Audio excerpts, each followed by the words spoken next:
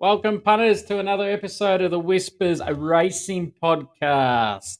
It is Flemington, the 21st of May. I think it's National Jockeys Trust Day. We finally found him, punters. Matty's back on board. How are you, Matty? Going well, Worm. You survived the bull.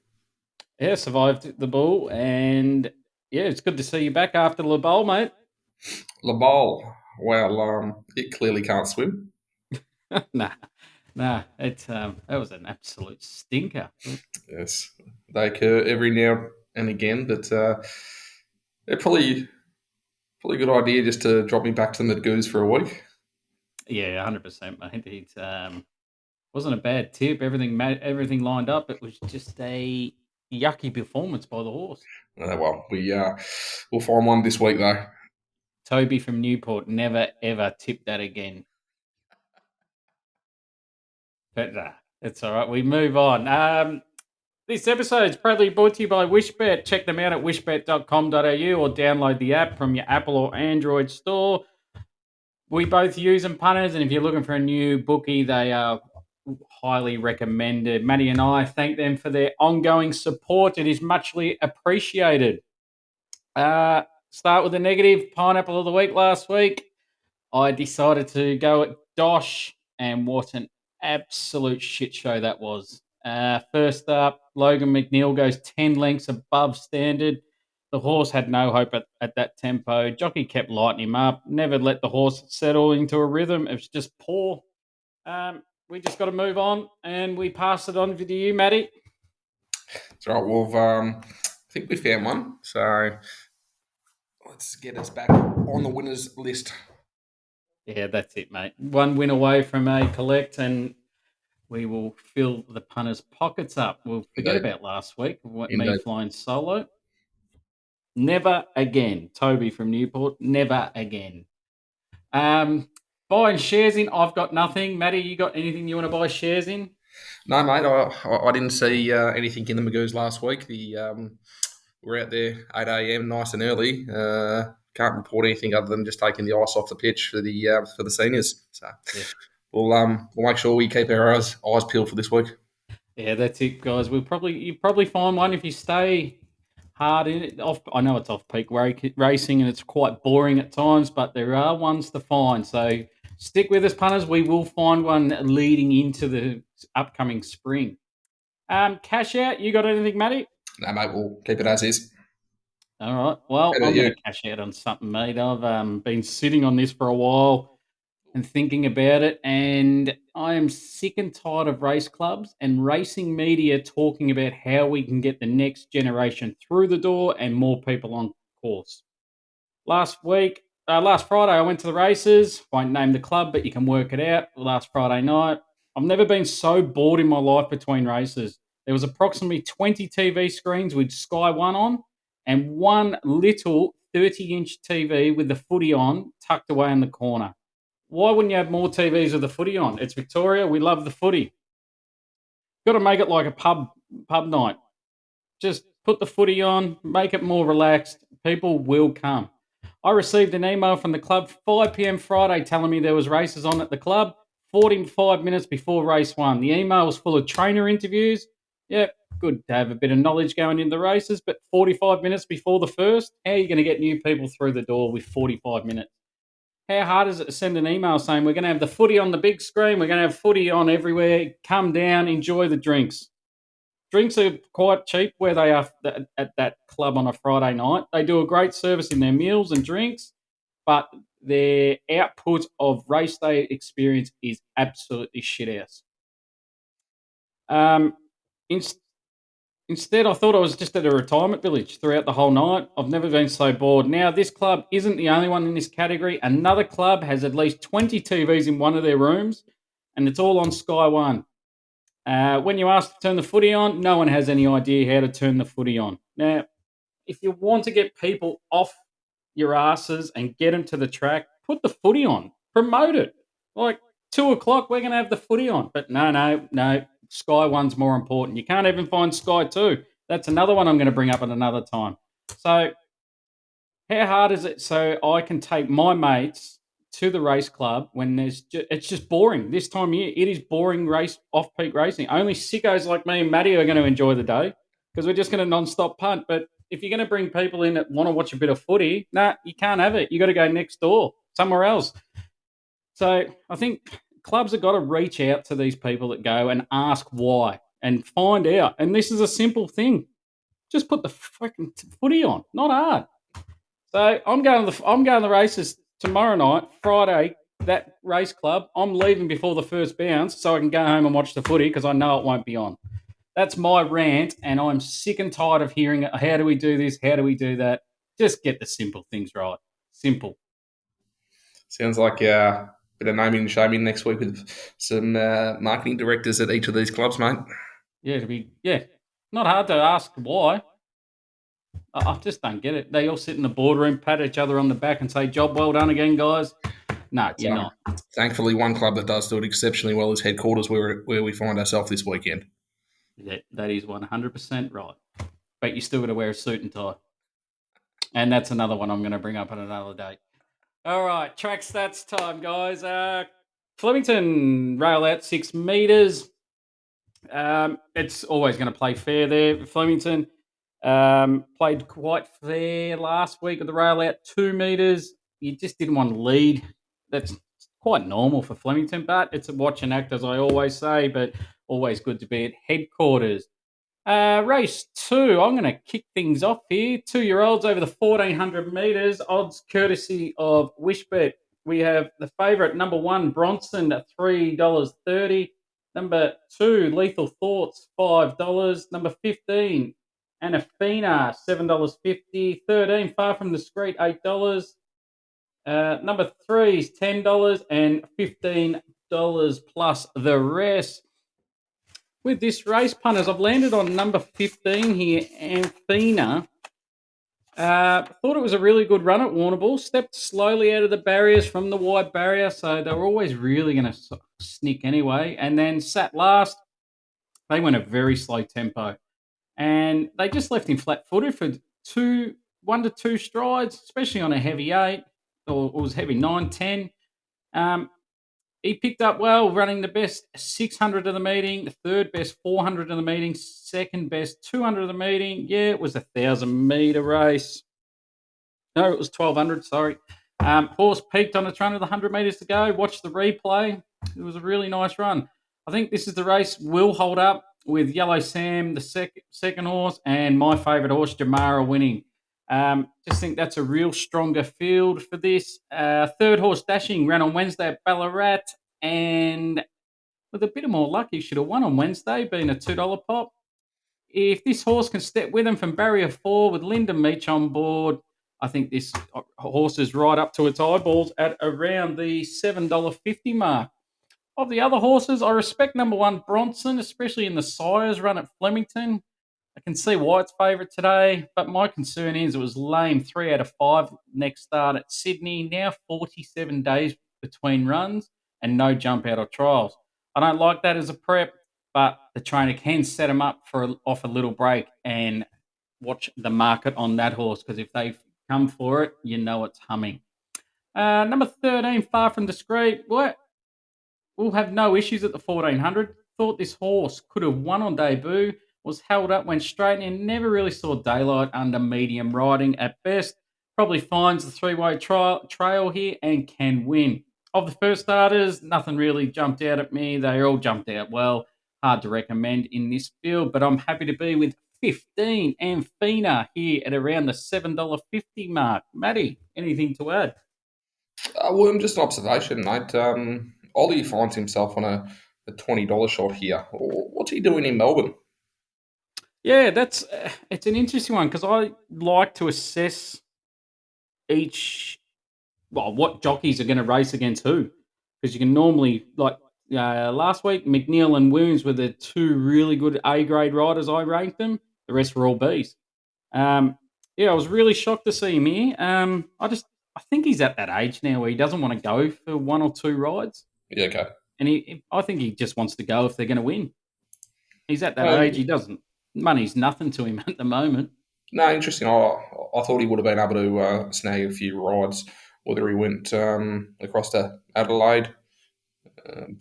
Look, he's got a couple of rides for Danny O'Brien, but apart from that, not really much of a card for him here in Melbourne.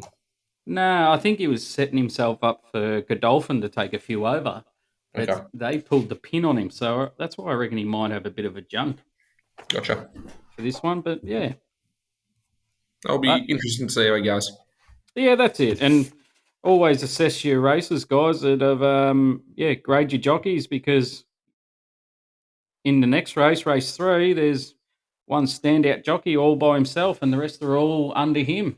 So they could really teach other jockeys lessons tomorrow, on Saturday. So just a little tip if you want to follow. If you don't, well. Um, Listeners, if you're watching us via YouTube or listening via your podcast platform, please subscribe to our channel, receive each episode as they drop. Please share with your episode with your friends or family or anyone out there. We would love to grow this of our listeners base, as we really appreciate your help. Matty, race 3, you wanted to look at it. Right, open race over 2,000 metres. Before we jump into it, Worm, have you got the odds there, mate?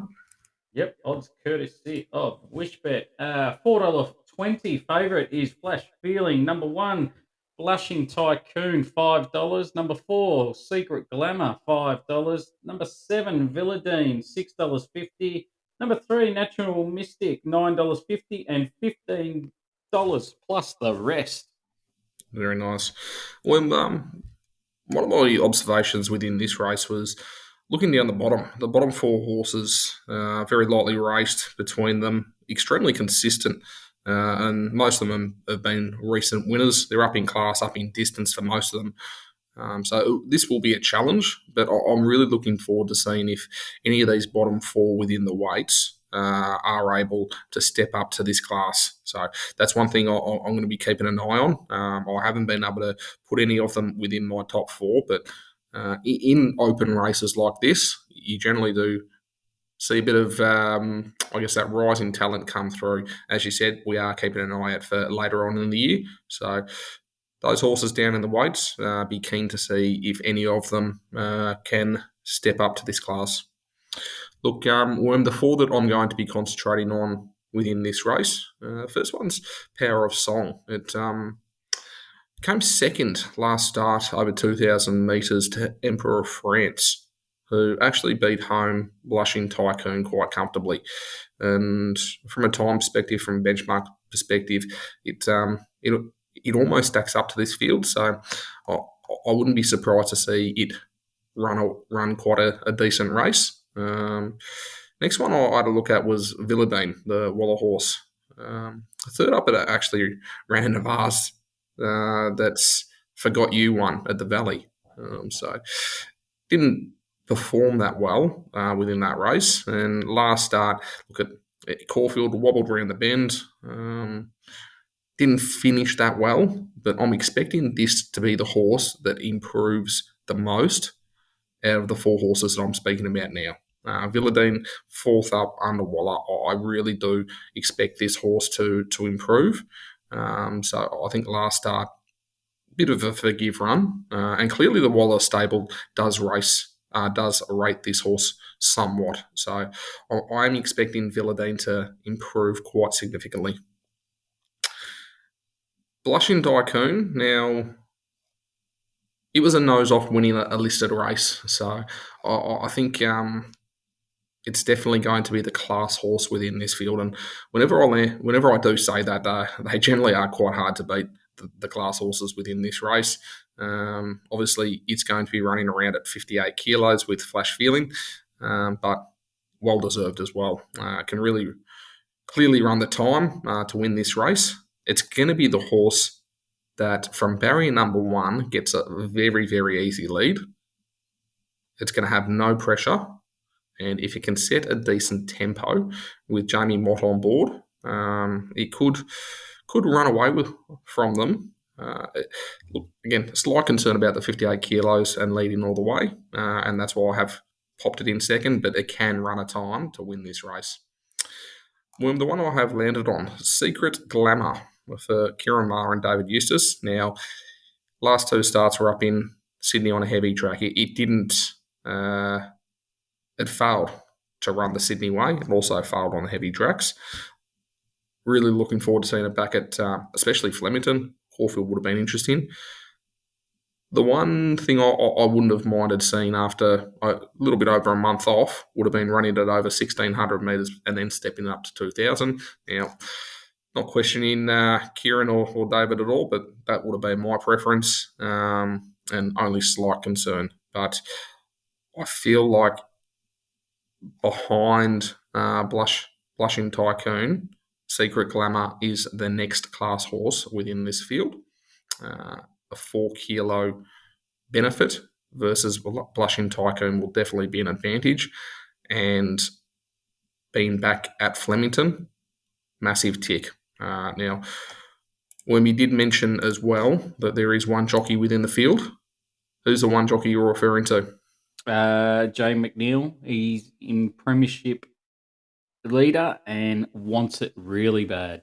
Who's Jai riding? Secret Glamour.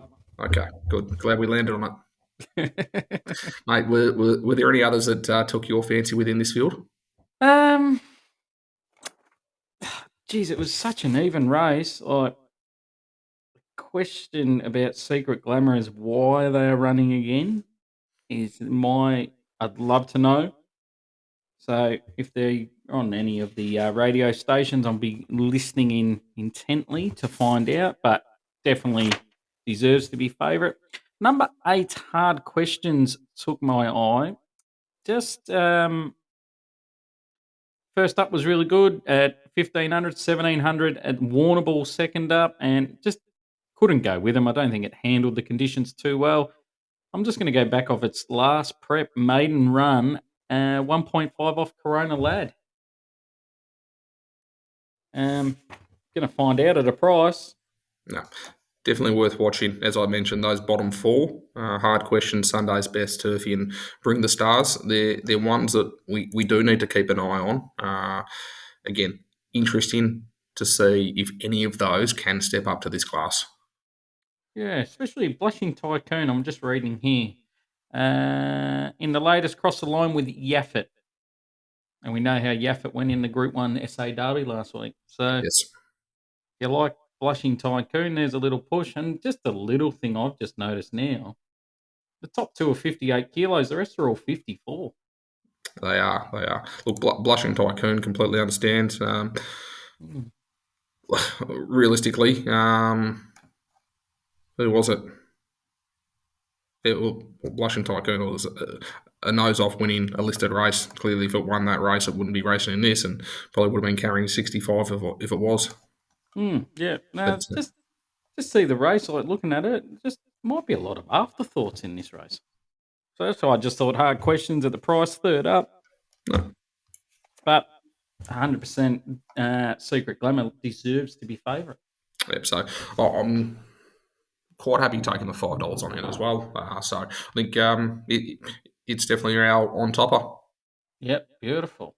Wishbet promo, Friday night fill up, 6 p.m. until 9 p.m. If you run second on all codes, harness, dogs, horses, run second and get a bonus bet up to $50. Well, you can come bet with me, guys, at Cranbourne and run second and get a bonus bet courtesy of Wishbet. Who knows, that might even keep you at the track after the first bounce. No, race 4, I'm getting the hell out of there, mate. I'll go 4 from 4 and getting straight out, just like last week. Race 7, I'm going to have a crack here. Straight 6 over 1,200 metres, listed race. Odds courtesy of Wishbet. Favourite is number 9, Front Page, $3.20. 12, It's Our Time, $3.60. 10, Ranting, $7.50. 14, Curran, $9. And $18 plus the rest. Move this over my notes. Get a spin. Right. This race is a 2-bet play here. I'll start off with the one I'm more confident of a winning chance. Number 9 here, Front Page. What a win it was at Wagga. Their big sprint race. Won by 4 lengths on a solid tempo. Not the biggest fan of horses second up, as people would know, but you had to be impressed by that win.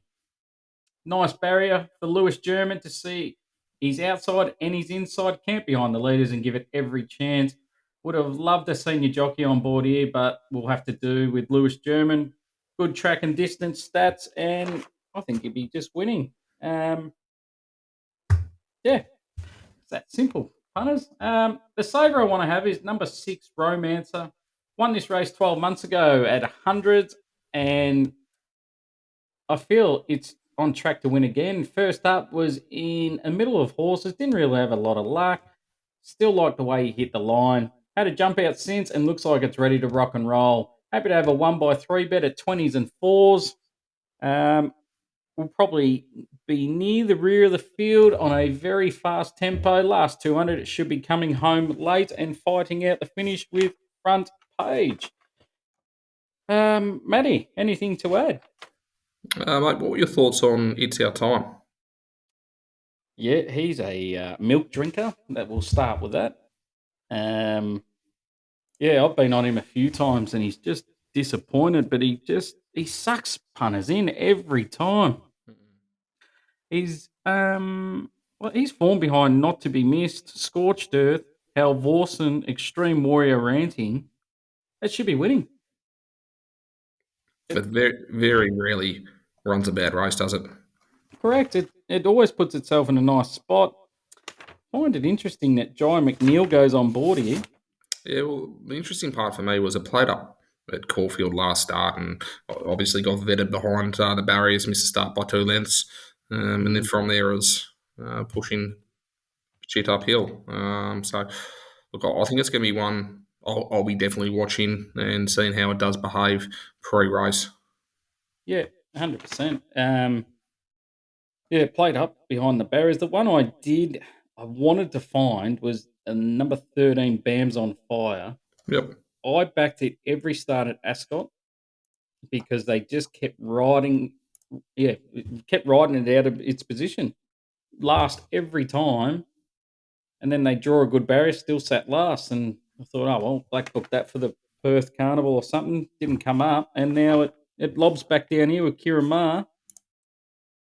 Jump outs have been okay, but geez, it's a strong race. It is, and there's a number of form lines to follow within this, so it's going to be quite interesting. Yep. Around the grounds, Matty, you got anything? Around the grounds, we're going to head up north. So we're going to head up to Doomben, race number 5. Again, Waller horse with J-Mac on board. April Rain. So expected to turn the tables 4th up against Jennifer, who beat it by about half a length last start when they ran at the Gold Coast. So 4th up, I'm expecting it to improve and get the chocolates. Look, quite confident that it will run a very good race. Yeah, nice. Any others? No, mate, just the one. Just the one. Just the one. I haven't got one, punters, because I was too busy at packing them tonight. How'd you go? How'd you go today? Yeah, we scratched out a nice profit after a horrid couple of weeks. I think we lobbed it stall, we lobbed a multi, and then we went one win from 3 bets at Pakenham. Very nice. So the subs have cashed in the baked beans and the family's eating lobsters tonight, are they? We could have been after Cranbourne last Friday, but someone decided to put in a shit show last Saturday. Mate, you've had a good day. You landed that very nice double, so I think the subs would be very happy. Yep, and we go again tomorrow night at my favourite track, Cranbourne. Very nice. Mate, we've got a multi this week. We do, mate. We've got a multi. I'm going to go Flemington race 5, number 5, Star Patrol, $1.60. I think this horse is a Group 1 horse in the making. Can't wait to see it. The only knock I do have on it is the trainer.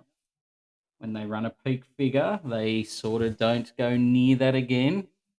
But I think this horse has serious ability. This could put Brett Pebble back in confident mode and should be winning. And then we're going to go St Kilda to beat Adelaide. Matty, what are you going to go with? Very nice. So we'll go Secret Glamour, but we'll take the place. You should be getting $2, $1.90, something around there. So we'll pop Secret Glamour in for the place, and then we'll pop in a bit of value. We'll go with an underdog. We'll go with ScoMo to win the election we're on, not, this, we're on not Saturday going the night. election. On Saturday night. So make sure everyone's tuned in, and we will be cheering Scotty home. I think So, as I saw him take out a youngster a couple of days ago, I feel like that was the turning point for him. so I'm going to sit here and I'm going to cheer on Flemington, race 5, number 5. It's going to shit him by probably 7. That's St it. Kilda are going to do a number on Adelaide, That's fingers it. crossed. Secret Glamour's just going to run a nice first, win by 3.5. And then I'm going to sit down at 7:30 at night watching red and blue seats go across my screen and listen to some absolute garbage for 4 hours. Could you think of a better way to spend your Saturday night, mate? uh, yeah, no, this is all time. This I can't believe we've got ScoMo in a multi. This is outstanding. 13-1 punters. Oof, Cheer it home for easy. us because I'll tell you what, Twitter's going to light up at about 10:30 on Saturday night. But nah, that's good. $13 punters. Jump on, wish bet. They'll take your bets. Pineapple a week, Matty. Oh, Drive us home here. I will. I will. Get us back on track. Saturday night we'll be cheering home ScoMo, but not for the pineapple. Not for the pineapple. No, we're going to get head back up to Doomben. April rain. Very confident. Very confident we'll be turning the tables on Xenifer. So April rain will be our pineapple this week, Worm. What price? I think you get about $4 a moment, maybe $3.80. There we go, punters. The grey and the wet, you know that system. That's They it. always lob. That's it. But nah, I like it. That's it, Matty. You got anything else to add? Nothing else that's going to add any value. No, I've got nothing to add to more value other than ScoMo winning whatever colour seat he is. I don't even know what coloured seat is. He blue or red? I hope that just influences your decision tomorrow afternoon when you go down to vote. I'm absolutely shocked. I don't know what colours I've already voted. Yeah, I have to, mate. Postal votes, way to go. Now I'm going to have to go back and vote. I can't let my vote cost the country and our multi. It's all right, mate. I'm in a very safe Labor seat here, so don't think I'm making any difference. Right, okay. All right, punters, that's the end of the show. Hope you've got something out of it. Plenty of winners to be found. We've found them. Let's just hope they run straight and fast and ScoMo just gets a lot of vote, punters. Thank you all listening, and we'll speak to you next week. Thank you all.